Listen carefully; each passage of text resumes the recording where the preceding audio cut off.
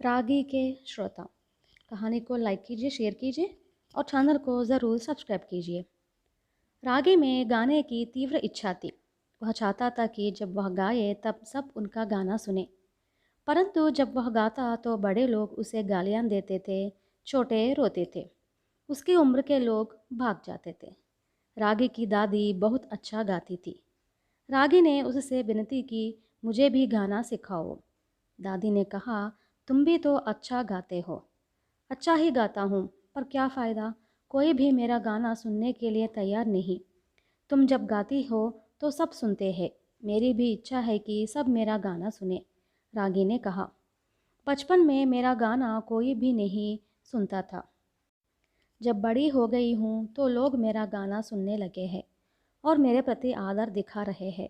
बड़े होने तक तुम भी प्रतीक्षा करो, अवश्य ही तुम्हारा गाना भी सुनेंगे।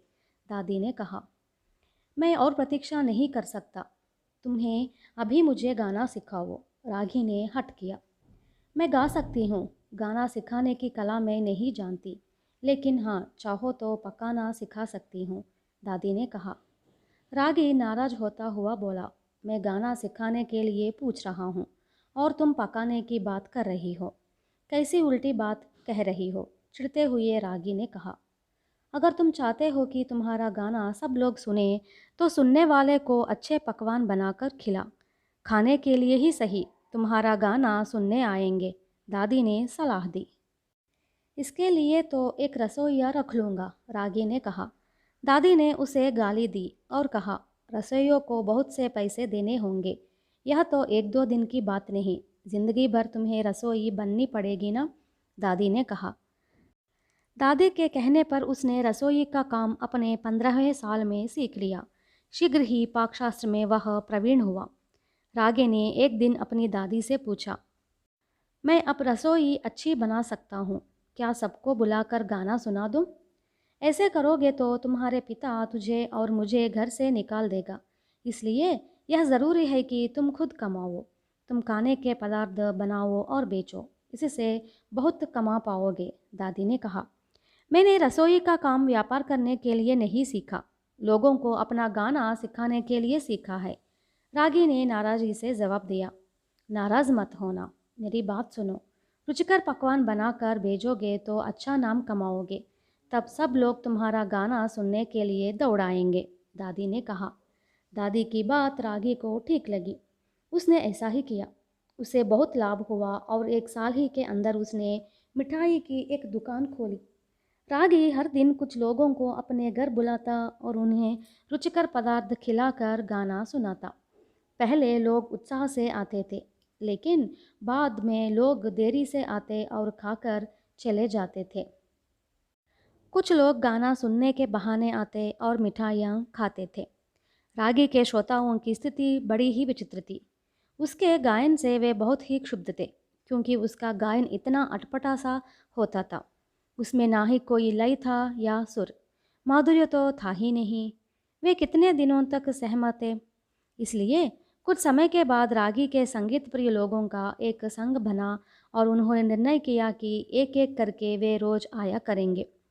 जिस दिन जो एकमात्र व्यक्ति आता, उस दिन उसकी हालत ही बहुत विचित्र होती थी।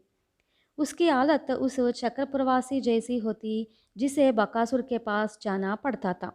उसे लगता मानो एक खरगोश एक शेर के पास जा रहा हो। बिना गाये वह चुप बैठ भी नहीं सकता था, क्योंकि रागी के बनाए हुए पकवान इतने स्वादिष्ट होते थे।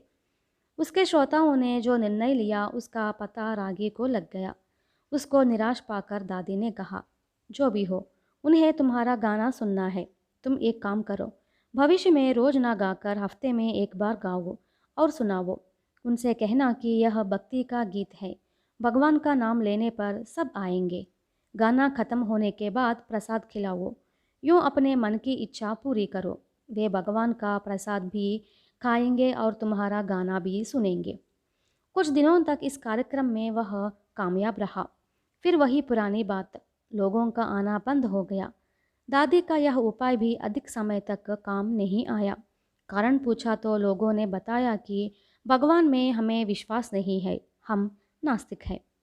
रागी बहुत ही निराश हुआ। तब दादी ने उससे कहा, तुम कमाल के रसोइये हो। कब तक इस गांव में सड़ते रहोगे? शहर जाओ और मिठाई की दुकान खोलो, खूब कमा सकोगे। वहाँ बेरोज़गार बहुत है, उन्हें खिलाओ और अपना गाना सुनाओ। रागी अब शहर आया, मिठाई की दुकान खोली। दादी भी उसके साथ आई। रात को हर दिन बहुत से लोग उसका गाना सुनने आते थे। रागी के श्रोताओं ने यहाँ भी बारी बारी से आने का इंतज़ाम कर लिया। दोपहर के समय दुकान में भीड़ नहीं होती थी। एक भूखा भिखमंगा उस समय वहाँ खड़ा हो जाता और उन मिठाइयों को देखता रहता। रागी ने उसे एक दिन बुलाया और कहा, मेरा गाना सुनेगो तो पेट भर खिलाऊंगा। भिखारी ने उसकी शर्त मान ली। रागी ने उसे एक गीत सुनाया और पेट भर खाना खिलाया। रागी को इस बात की खुशी थी कि मुझे एक अच्छा श्रोता मिल गया है। एक दिन वह भिखमंगे की बाट जोह रहा था तो एक नया भिखारी आया और बोला, महाशय, उसने ही मुझे भेजा था। कह रहा था आपकी दुकान की मिठाइयाँ बहुत स्वादिष्ट होती है, आपका गाना मैं सुनूंगा। रागी को संदेह हुआ। उसने पूछा, वह क्यों नहीं आया? महाशय, उसे थोड़ा बहुत संगीत का ज्ञान है, इसलिए आपका गाना सुनने में तकलीफ़ महसूस कर रहा है। संगीत क्या है मैं तो जानता भी नहीं, इसलिए मुझे कोई कष्ट नहीं होगा, भिखारी ने कहा। वहाँ खड़ी उनकी बातों को सुनती हुई सरस्वती ठाठ कर हंस पड़ी। रागी खिसहाते हुए बोला, तुम हंस क्यों रही हो? सरस्वती बोली, मैं रसोई बनाने से चिढ़ती हूँ, लेकिन मेरे पिता जोर देते हैं कि तुम लड़की हो और रसोई का काम सीखना तुम्हारे लिए ज़रूरी है। तुम्हारी तरह बिठा कर कोई खिलाए तो गाना सुनने से मैं थकूंगी नहीं। इसी कारण इस भिखारी की बातों से मुझे हंसी आ गई। तो तुम्हें संगीत का ज्ञान नहीं? रागी ने पूछा। क्यों नहीं, मेरे पिताजी बहुत बड़े संगीतज्ञ हैं। कितने ही लोग उनका संगीत सुनने आ जाया करते हैं।